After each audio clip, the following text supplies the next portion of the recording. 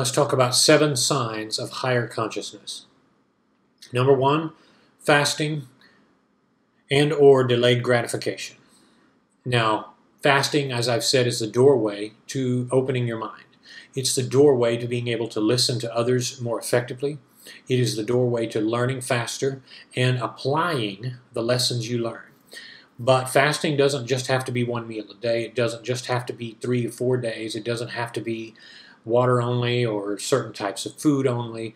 It can also be sexual, by depriving yourself and abstaining from any sexual stimulation. That is a type of fast. By going on a vow of silence, that's a little weird, but it is also a form of fasting.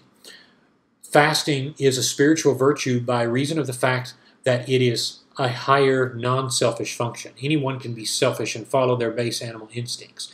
Addicts are maximized versions of people who they prize their own desires at the expense of themselves and everyone else. So they're maximizing their selfishness. Someone who's fasting is going the opposite direction. They're going the spiritual direction. They're depriving themselves of the sustenance that they don't need, that they've decided they don't need. They have done the spiritual thing by enhancing their bodies and their minds. So that's the first big, if you will, gateway to higher consciousness, in my opinion. Number 2, acceptance and learning of and from other cultures. When you travel the world, you learn about the different ways people live. You learn about how people think and how it differs. And right or wrong, you start to find truths in other cultures that just make sense. This is the case with Taoism, with Buddhism, with Shintoism.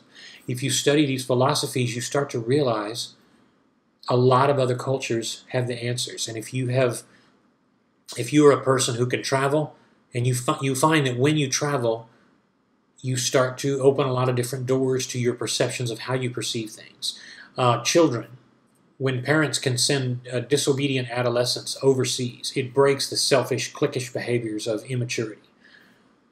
The power of traveling will make you smarter, just by virtue of the fact that you're going to be exposed to different forms of information and different, right or wrong, like I said, the information is going to change you, but it's going to enlighten you for the better in all cases. Number 3, acceptance of and learning from your enemy. By enemy, I don't mean the person who wants to pull a gun on you. I mean your enemy philosophically. I'm pretty conservative. I vote Republican. I identify fairly far right, but not super far right. I'm very liberal compared to most Republicans, but I like to consider that middle of the road. I think I've got it. I call it right. Obviously, if I didn't, I wouldn't hold those views. But one of the best things that I have found is learning from your enemies. That's why I subscribe to liberal channels. I watch liberal news, and I have found that the people who are most different from me can shed the most insight into me and to the world. One of the wisest things I've ever heard about government, since I mentioned politics, was from Alan Watts, who himself was pretty much just a straight hippie, very left-wing. He said the government is just the most successful group of gangsters. And patriotism is just drawing imaginary lines in the sand and saying this is our territory, no different than 2 groups of rival kids building tree houses, and one of them saying this is my tree house, not yours. And it's completely true. It's completely true. Sometimes, just as our best friends are those who correct us, those who are the most opposed to us are often our greatest allies. And if you can remember that, if you can put aside your disagreement, your hatred for the other views, then you will find that you'll have much more insight into yourself and life. Number 4, the desire to cut yourself off from the world. When you are able to be in solitude and you find that you feel better because it makes you healthier, it makes you able to contemplate and become one with your decisions and become more unified in the action you're going to take, that's a sign of enlightenment. If you are the type of person on the opposite end that always has to stay busy, always has to be occupied, can never be alone, it's because you're probably in denial about something. You're not accessing the higher functions of knowing yourself and assessing yourself. Number 5, you are spotting patterns in behavior of yourself and others more easily.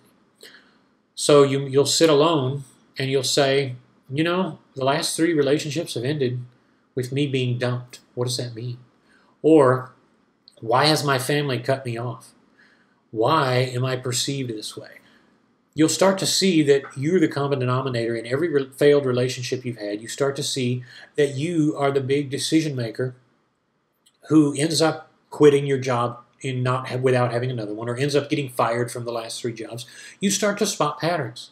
And you start to realize that if you continue with those patterns, obviously the same result is going to occur. So you've got to make a decision about changing.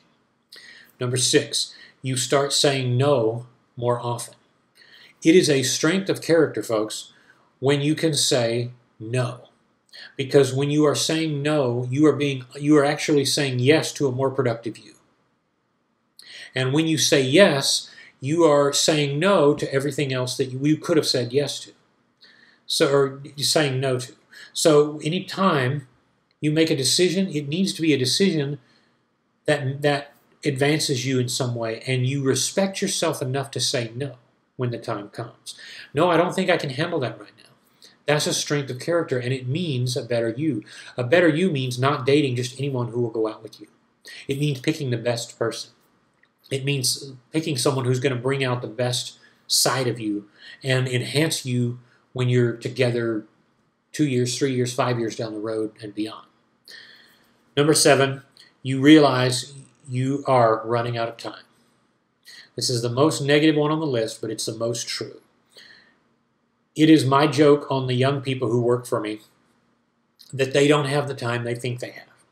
And they look at me and they say, well, Joe, I'm pretty much irrelevant because I'm the 40-something and versus the 20-somethings who are wasting their paycheck on booze and going out to clubs. But the joke's on them because they won't have that time forever. They'll blink and their time will have gone by, and they will have lost all of the opportunities that they once had that they were perfectly lined up for. You don't have the time that you think you have. Your life, every decision that you make, every time you waste time doing something like getting drunk, you are tearing yourself up in a spectacular way because you never get that back.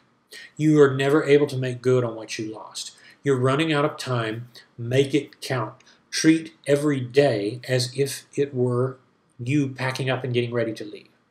Not saying you should never enjoy life or that wisdom demands that you can't enjoy life, but on the contrary, that makes you enjoy it more because you've only got one shot.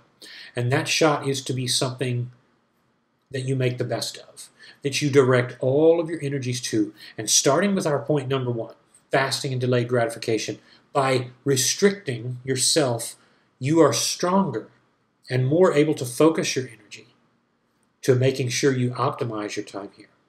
So I hope this video has been helpful. 7 signs of higher consciousness. It all begins with your ability to take control of yourself.